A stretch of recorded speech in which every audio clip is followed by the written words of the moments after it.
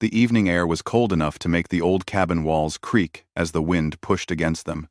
Ethan had just finished tending to his small herd of horses when he walked back toward his cabin, rubbing his hands together and thinking only about resting for the night.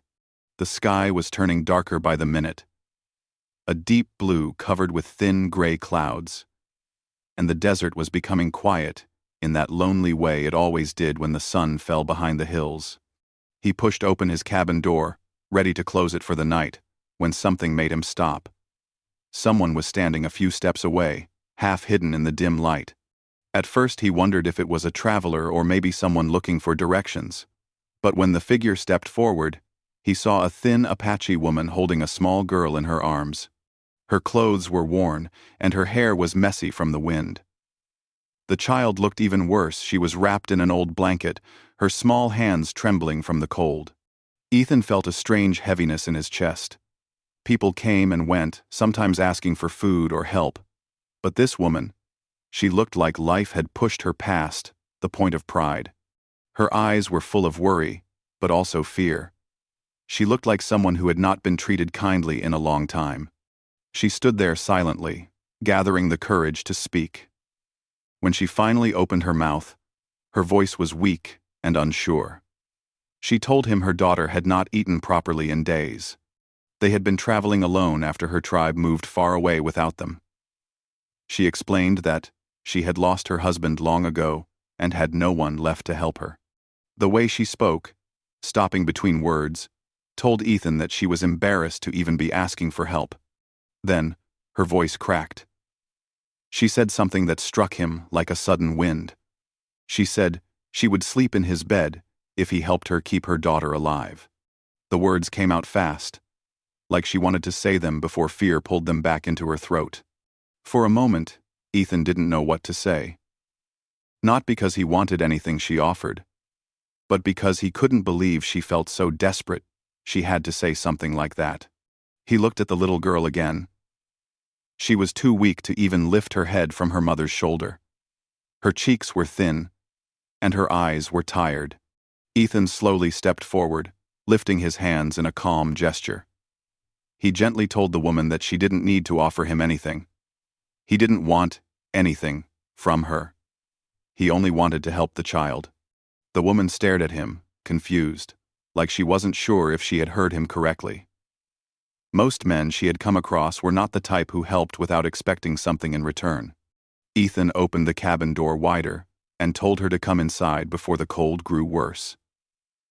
She hesitated, looking around as if checking if it was safe, but the weight of her daughter in her arms made her move forward. She stepped into the cabin, and Ethan quickly shut the door to keep the cold air out. Inside, the warmth from the small fireplace filled the room. It was nothing fancy, just a few wooden chairs, a table, and a narrow bed in the corner. Ethan rushed to his cooking pot and poured some soup into a bowl.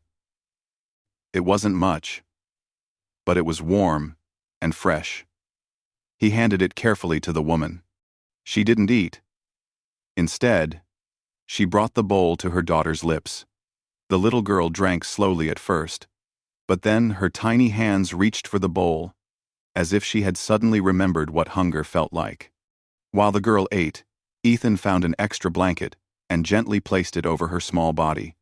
The mother watched her daughter eat with tears gathering in her eyes, but she quickly wiped them away, embarrassed to cry in front of a stranger. She quietly apologized for what she had said earlier, her voice shaking. She said she had only spoken out of fear and helplessness. Ethan shook his head and told her she had nothing to apologize for. Hunger could make anyone desperate. He told her she didn't owe him anything, not then, not now, not ever.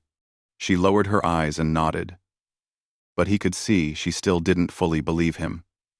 People who had been mistreated for too long took time to trust kindness.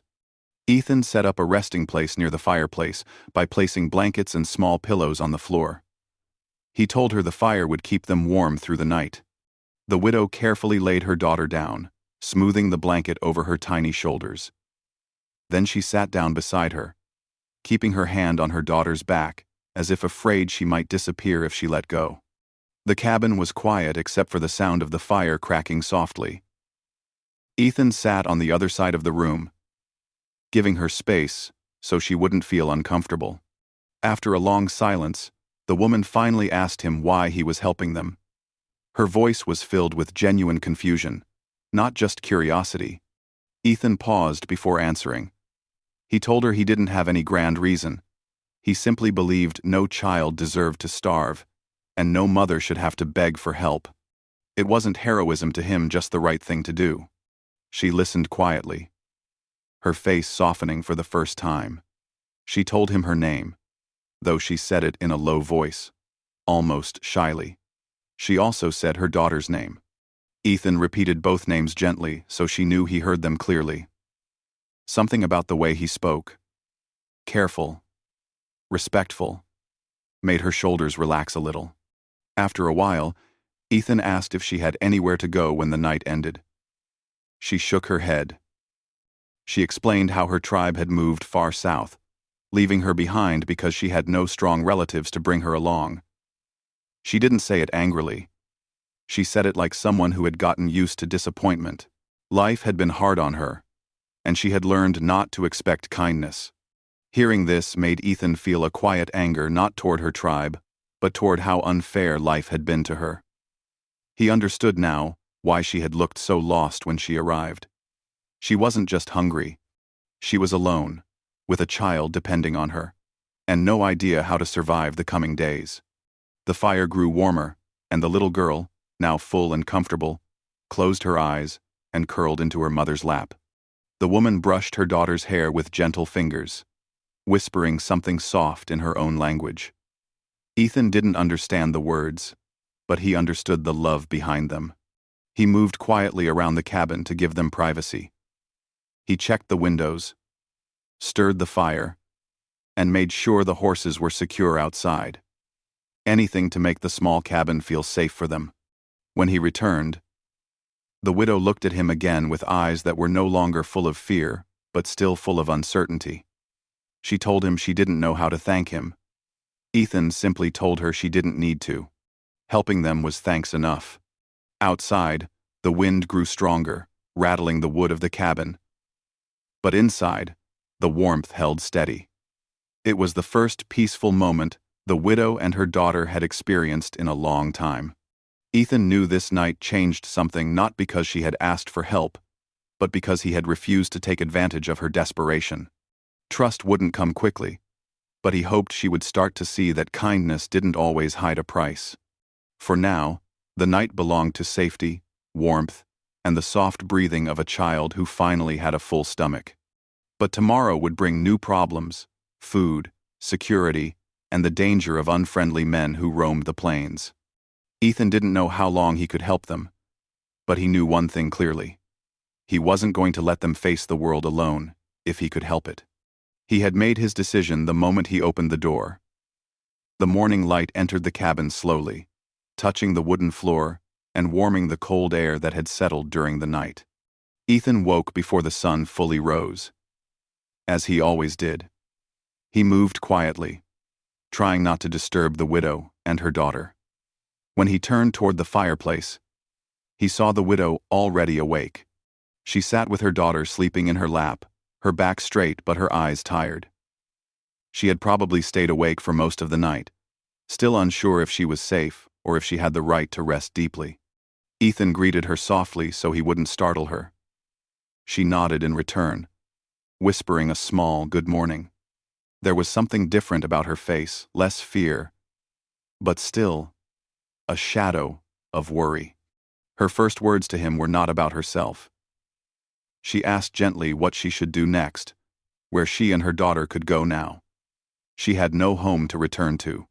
She had no family waiting for her. The world outside was too dangerous for a woman and a child with no food, no shelter, and no one to protect them. Ethan looked at her for a moment, considering her question. He wasn't a man of many words, but he understood the weight of what she was asking. He could not imagine sending them back out into the wild desert. He knew what the cold nights could do to a hungry child.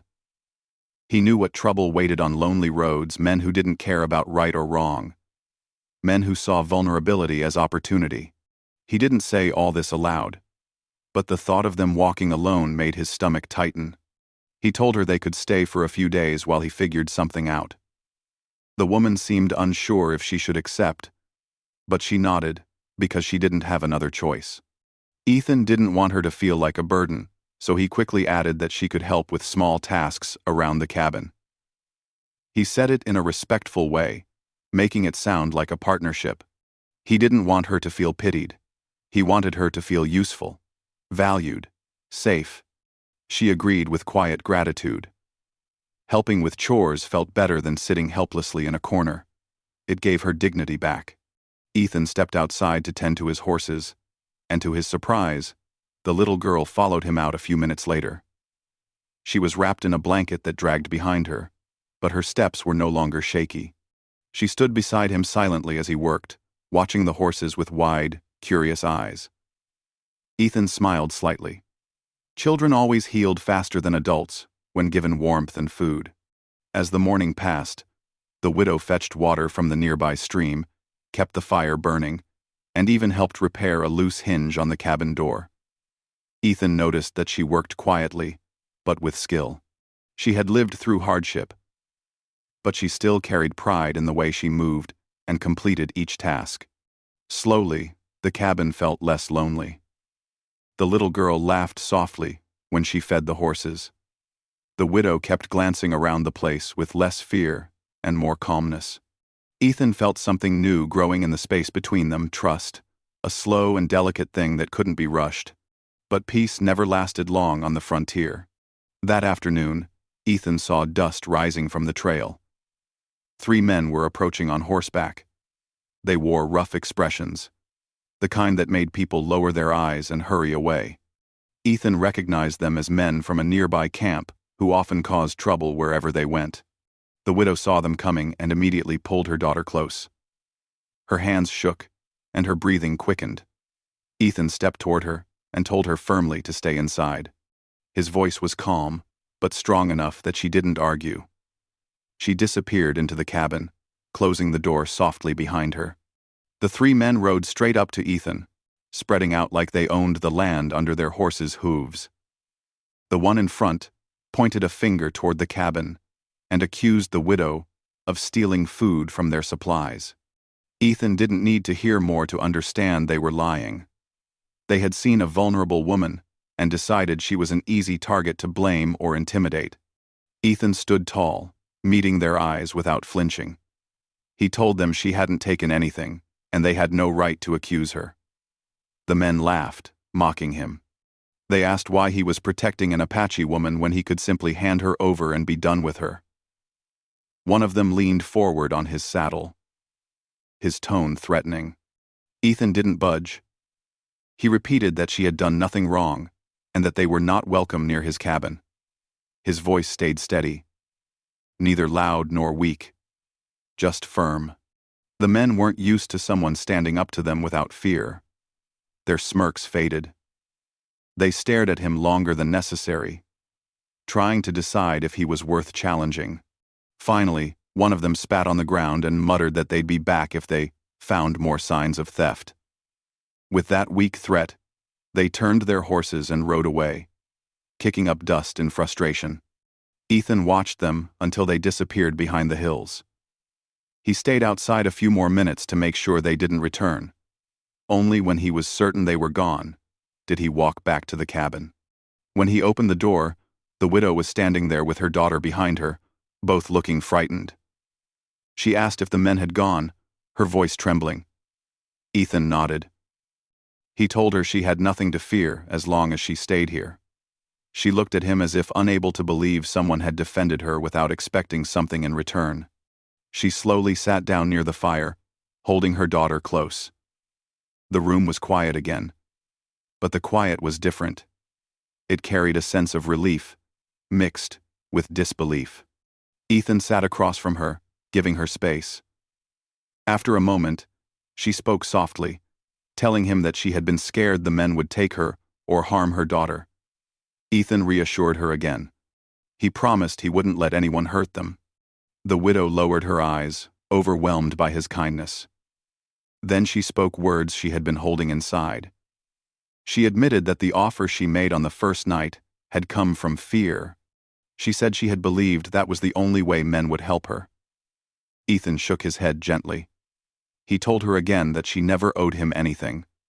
Not then, and not now. His voice was honest, steady, carrying a goodness she wasn't used to.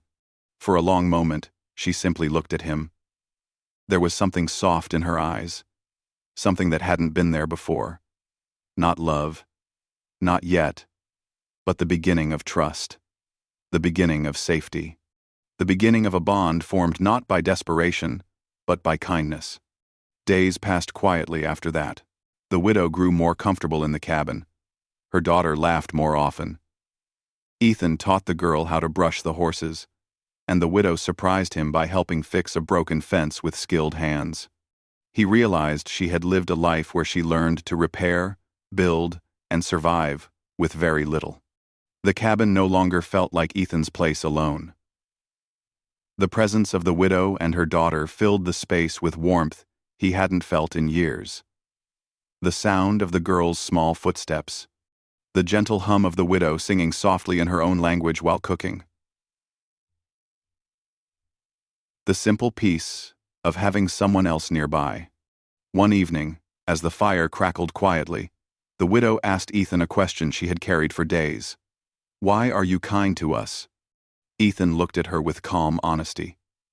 He said he couldn't watch a mother and child suffer when he had the ability to help. It was as simple as that. No expectation. No hidden reason. She nodded slowly, letting his words sink into her heart. For the first time, in a long time, she believed she wasn't alone in the world. As night fell, the cabin glowed with warm firelight. The widow tucked her daughter into blankets, then sat in quiet reflection. Ethan watched her, realizing that something deep and gentle had formed between them. Not forced, not asked, for earned. The woman who had once knocked on his door trembling and desperate no longer looked like someone begging to survive. She looked like someone rebuilding her life, thread by thread, moment by moment. Kindness had changed everything, not because he took anything from her, but because he refused to take what she had been afraid to lose. Their lives were no longer separate paths crossing by accident. They were beginning to walk the same road, one small step at a time.